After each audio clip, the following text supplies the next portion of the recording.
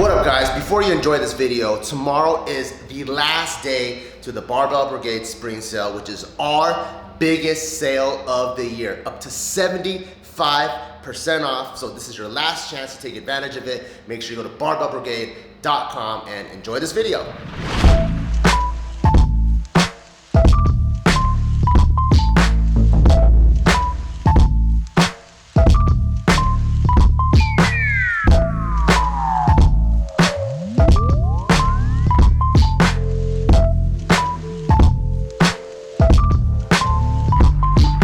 What up guys, welcome back to the Barbell Brigade Talk Show. I'm your host, Bart Kwan. That's Mike. What's up? That's Nick.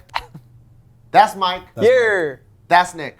I suck at introductions. That's Bart Kwan. Yeah. All right, that's my best friend. All right, so the topic I want to talk about is I've been in the gym environment for a decent amount of time, I feel like. Yeah. And was that you not trying to age yourself? Yeah, put the number on it. What's the number? I've been in there like 5 years. Consider I'm 25. That's basically a quarter of my life. I've been in there for 8 years. Dang. That's it? No, an actual gym environment, fucking like 20 something. Yeah. But anyways, people that are people that get into lifting, there's guys that are always wondering like, when should I compete? And then there's also dudes that I've seen that are like strong as fuck, and I'm like, dude, you should probably compete like that guy. I'm like, if you bench 185, hey bro, that's throw down. crazy. Throw down. 195. Watch your mouth, dude. 195 for 2 reps. Thank you. So like as coaches in any sport, when do you guys feel like is the right time to either compete in powerlifting or jiu-jitsu or whatever? Is there like the best time to compete? You gotta wait for a certain time to compete? What are you guys' thoughts on that? Give me a jiu-jitsu. I wonder if it's different than powerlifting. Powerlifting's easy in my mind. It really depends. I think because for jiu-jitsu, there is a threshold of like white belt, blue belt. There's belt levels. So there's like a subjective level of skill, right? Yeah. Kind of objective. Yeah. Depending on where you go. Yeah, what if you There's a large spectrum. In general, a white belt's not gonna kick a brown belt's ass. That's true. In general. What if you go to the very true. coach's office after hours? Am But I getting You an can extra get belt? a blue belt. Yeah. You can get a blue belt real quick. Yeah. No, but the thing is like within the white belt parameters, there's a spectrum of what's really a white belt and what's not, right? Yeah, yeah. But for the most part, that's easier. But the higher it goes, then it gets a little trickier, right? But for the most part, once there is, from whoever your coach is, that is able to understand your skill level relative to your belt, I think that's when it's okay for them to say, okay, you could probably compete. If they can show a certain set or a certain skill set. A level of competence? A level of competence in the gym, they're able to perform under pressure, and then that's when you say, okay, I think they're ready for this next gradual step. Usually it is a competition. Is there a vibe or energy when someone starts jiu-jitsu to compete? Or like, no, I don't want to say pressure, but is that like always a goal?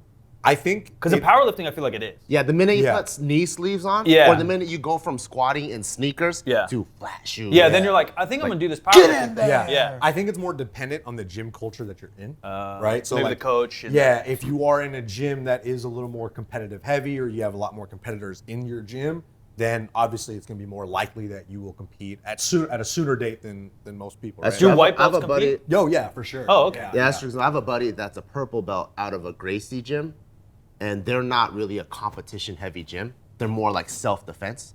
So like he's like, I actually haven't really competed very much. Yeah. We don't need, but then there's also gyms that are like almost like the sport side of it, where it's almost like here are some of the self-defense aspects of jiu-jitsu, and we kind of minimize those because they don't really work that well in a competition setting, and we put that to a side. And then there's like, even in practice, every day you're understanding ref calls, like what's the strategy in a sport rather than like on a fight. Yeah. And then even beyond that, and this is just from the outside, I feel like jiu-jitsu now is like hip and cool, so there's probably a fat percentage that just look at it as exercise. Yeah. Or a hobby, and they don't give a fuck about any of that. Definitely. Like, I don't really need self-defense, I don't want to compete, I just need to move around, and this is kind of fun. But even within the hobbyist that does jiu-jitsu, it is kind of like a nudge of like, I think you should compete.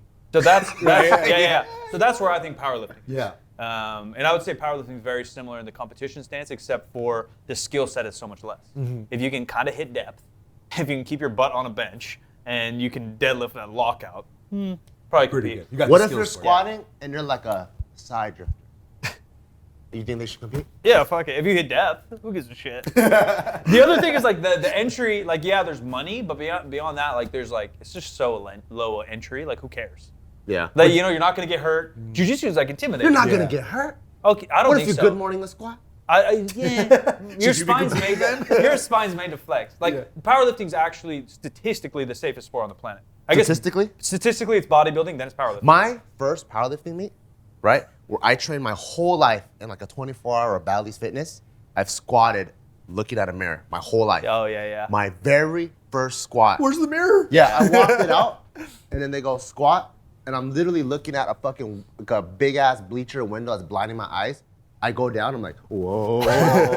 They thought you were drunk. And you hear the whole gym go, oh, like as if someone got injured, like on an NFL football field, like, oh, like that. And I'm like, oh, fuck. Your first meet, was there a bunch of geared lifters or not? Was A there lot. outside? Yeah. Everyone's coming out fucking Yeah, red yeah. shirts like this. Yeah, that's funny. Yeah, everyone. And I was the only guy that looked like this. I think. What do you mean? Well, yeah, what does that mean? Yeah. Handsome? Fucking haircut out. Yeah, nice haircut. Yeah, all right. I don't like try to force people to compete because I hate competing, but I do think because the entry's so low that you should just try it. Do you think that preparing for a competition in either discipline Yeah. will help build skills in general? I think for the majority of people, it really makes them work harder. Setting a goal on anything does. I just know how my personal brain works, and it doesn't. I just don't give a shit.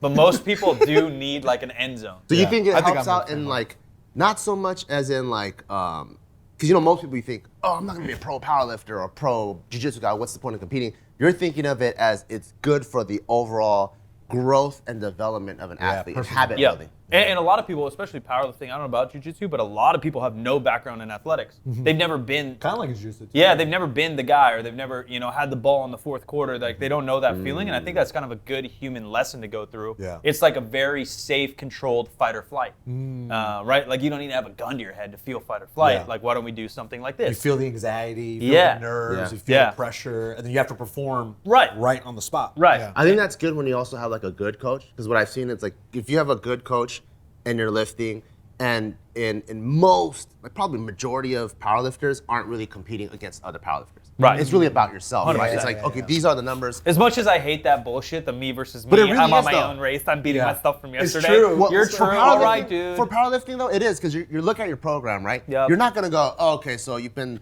squatting 200, we're going to put 900 pounds on the bar. It's literally like, okay, I'm looking at your program, how much volume you've been hitting, and generally it's around here. This is what I think your forecasted squat can be, right? Old Barquan wouldn't say that. You've gone soft, but What I are agree. you talking about? Yeah, you've gone soft. Give us the old Bart take. Yeah, Old- that's old soft. What's the Bart old take. bar take? I don't know, remember. dude. I'm Shut gonna up, change it. nut up, put some plates on there. Oh, Let's that's get true. this. That's true. That's true. Yeah. You want to 2x your meat squat.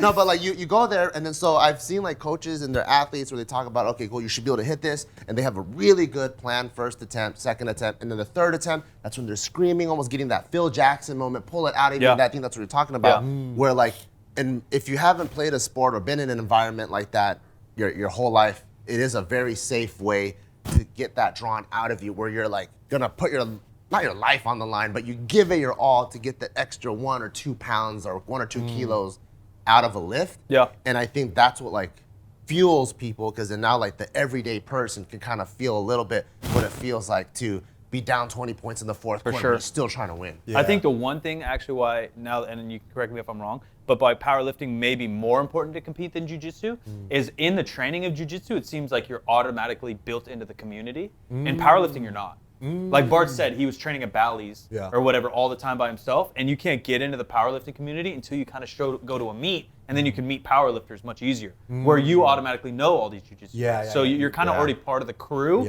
even if you don't compete. In powerlifting, sometimes you're not. Sometimes you're an outlier. Maybe you go to a different gym, or you don't even know where to begin. But the best part about competing, and this is like my, ace in the hole advice, is that meet as many people as you can and kind of enjoy the process, because you can meet really cool people, and 80 to 90% of powerlifters are really welcoming. There's always some bitch asses that think they're tough, but On the same token with jiu-jitsu though, like at least the jiu-jitsu gym I go to, my coach says when I get competent, he does want me to compete, because he was saying like once you start building that community, you kind of know like how people roll, and the roles go from a like let's really see who's better at chess to more of like pickup game at basketball. I know Mike's got a good left side, I'll pass it to him. So it's like it's a little dance. now you're not for sure, testing for sure. it with someone that's trying to win. Yeah. And that's actually way more realistic. For sure. So he's like, maybe you're not trying to be like chase medals or whatever, but he goes, just even for your growth of jiu-jitsu, it's good to test yourself so that you know what to actually bring back. Because of that friendship and camaraderie, there might be big holes in your game that you really don't even know about. If I was your jiu-jitsu coach, I'd tell you to walk down Skid Row at 2 a.m. That's If a you good got coach. that shit. If you're competent. Yeah, I'll do it. If But you're what competent. if I get bit? No, and you catch wouldn't. a disease. I don't want to 2 times my squat. That might be heavy. So is that what you want? You want to 2 times people's squats? No, it'd be too heavy. I don't want to And push you're- heavy weight. You're talking to a gold medalist right now, a jiu-jitsu gold medalist. At my So you first gotta- meet. What, junior high? No, dude. Like a Couple year or years 2 ago, years ago. dude. All right, dude. Undefeated. Find us some sponsors. Undefeated. I'm gonna box your ass. Someone's asked me that. Would you box bar for some money? I said, fuck yeah. I How would. much? 100K. Let's start I'll do training. it. Let's start training. 100K? Yeah, I'll do it. All right, 100K. Honestly though, I've messed around with Mike, just in like He whatever. can move, dude. Dude, yeah, he's athletic, dude. He can move. He's, I've seen him dance. but he's such a pussy that he just wouldn't get it out of him. You know what I mean? Pussy Fighting these words, fists, bro. baby. Let us know in the comments below. Do you want to see me and Mike in a boxing match? But more importantly, please share how your first powerlifting experience was, your first competition experience, your first BJJ experience. What did you like about it? What didn't you like about it? And what would you do different if you were to do it again? Until next time, peace.